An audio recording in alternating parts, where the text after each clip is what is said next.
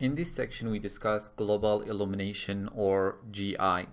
Global illumination is a series of algorithms to make lighting in 3D renders more realistic and look closer to how light rays work in real world.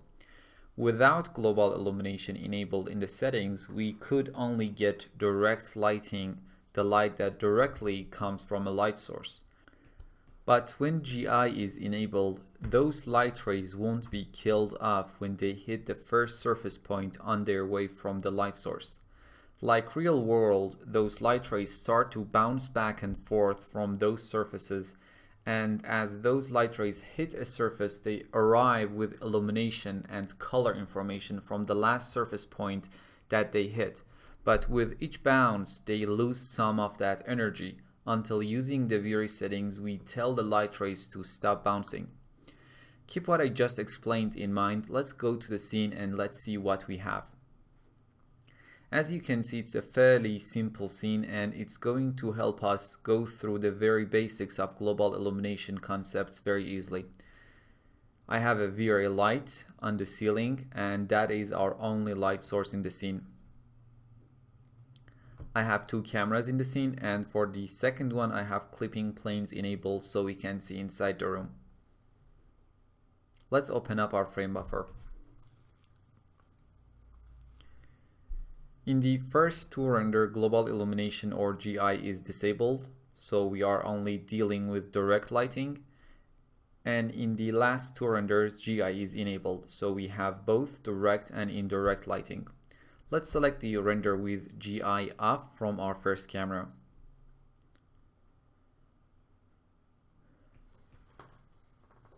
Now let's see how light rays function in real world. So first, the light rays are cast from the light source into the scene.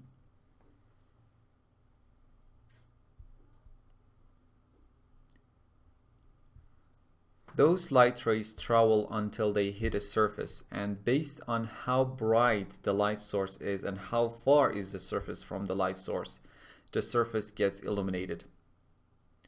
When a specific light ray hits a surface, obviously it can't continue its path and we are gonna have shadows.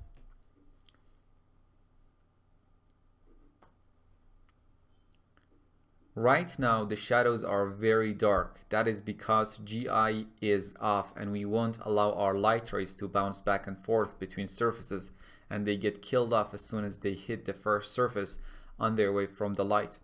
But as I mentioned in the introduction of this lesson, in real world, light rays aren't going to be killed off when they first hit a surface. They are going to bounce back between surfaces and transform information between them. When we enable GI, we allow the light rays to have this realistic behavior. Now if I load the render with GI on, we can see the shadows are a lot brighter. So let's draw some light rays here and see how this realistic behavior is happening in real world. We focus on this desk and chair here, and you can imagine the same scenario for the rest of the scene. So the light rays are cast from the light source in different directions. Obviously, some rays hit the top of the desk and top of the chair, illuminate those surfaces and cast the shadows beneath them.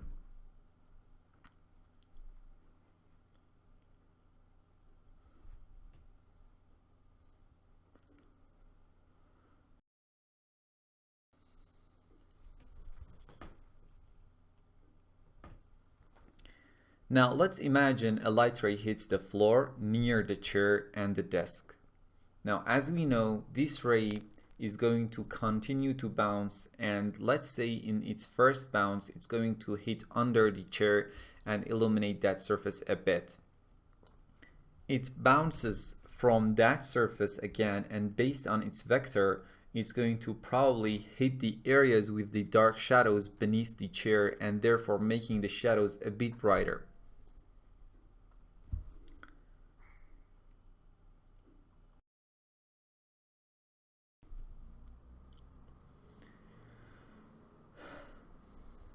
Obviously, with each bounce, the ray is losing some of its energy. One of the fascinating things about GI is what we call color bleeding. As I mentioned, those light rays carrying both illumination information and color information. Now let's clear out these drawings. Let's say a light ray is cast from the light source and hits this red wall.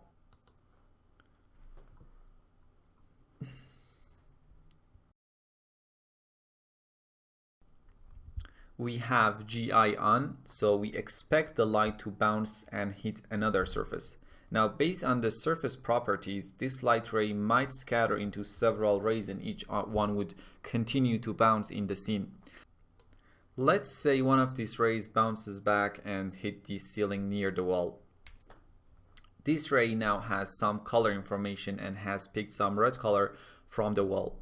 And when it hits the next surface, that surface is going to be a bit redder compared to before arriving this ray. If I right click here on this wall and take a look at the pixel information, we can see the red value is almost twice the green and blue values.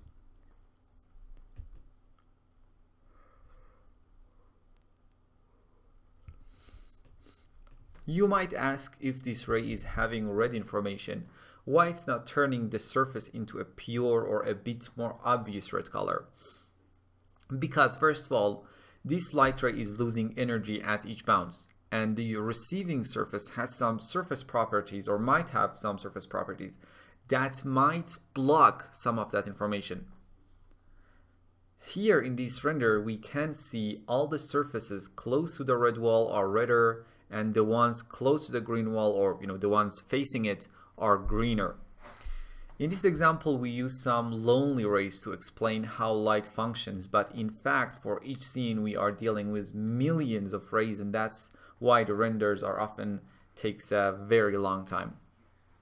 Now let's close our frame buffer and go to our render settings. Obviously in V-Ray, to enable global illumination and control its settings and its parameters, you have the GI tab, and you can check enable GI to get V-Ray to calculate GI for you.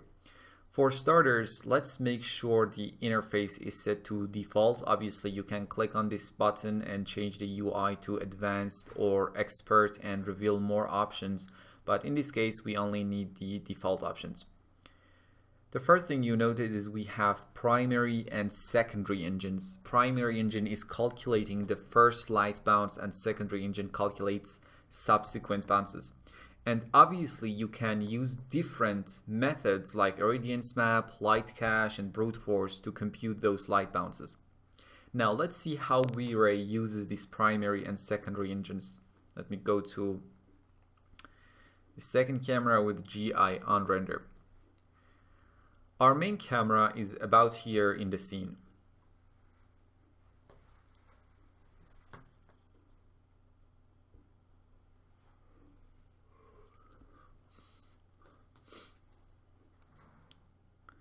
Now, in order to determine what is in the view, V-Ray casts the first rays from the camera into the scene.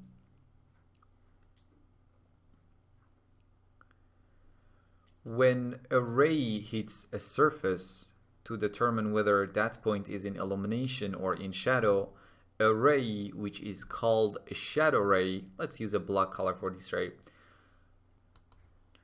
will be cast towards the light source. If there is no object or obstacle between that point and the light source, that point would be in direct illumination. But if there is an obstacle between that point and the light source, that point will be in shadow. Until now, we just determined the direct illumination, whether a point is in direct light or in shadow. Now it's time to calculate GI or indirect illumination. So let me just clear these drawings.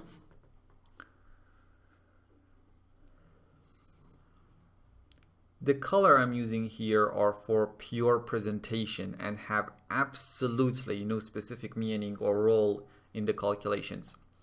Now, these green rays are cast from the camera, and when they hit a point on a surface, a sample will be created. That is what we call it, a GI sample.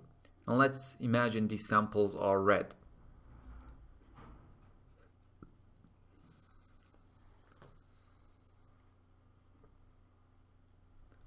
Now, from this point or sample, which we already have its direct lighting information, whether it's indirect light or shadow, the first primary GI engine comes to play and sends out a hemispherical burst of rays into the scene to gather information from the scene.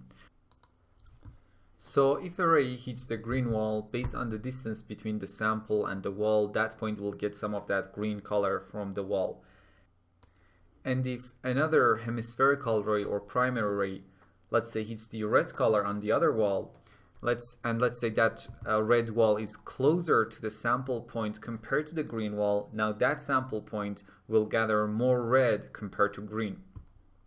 That's what the primary engine does. But we said that in real world, the rays are not going to be stopped when they first hit the surface. From the second bounce, the secondary GI engine comes to play. And from each primary ray, casts or bounces another ray, and that ray, which let's say is blue, will continue to bounce in the scene and transform information between points in the scene. The secondary engine will continue to bounce the rays in the scene and will stop based on the settings in the GI tab. So we can tell the secondary GI engines to bounce each ray for, let's say, 3 times in the scene. Obviously, the more we let the rays to bounce in the scene gets brighter and the final render would be more realistic. But as with each bounce the rays lose some energy, after a while they don't have any worthy contribution to the final lighting and rendering. So we can kill them off, and by doing so our render times will be more manageable and faster. Also, the first burst of rays, which is controlled by the primary engine, we can control how many rays it will cast into the scene from each samples in the settings window, which we'll discuss in the upcoming lessons. And we will discuss all of that and all of these engines and irradiance map, light cache, brute force in this section. Just wait for it. So that was an introduction to how light functions and what is direct and indirect lighting, what is GI, and how it works in V-Ray.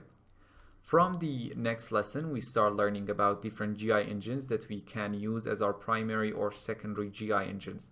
See you in the next lesson.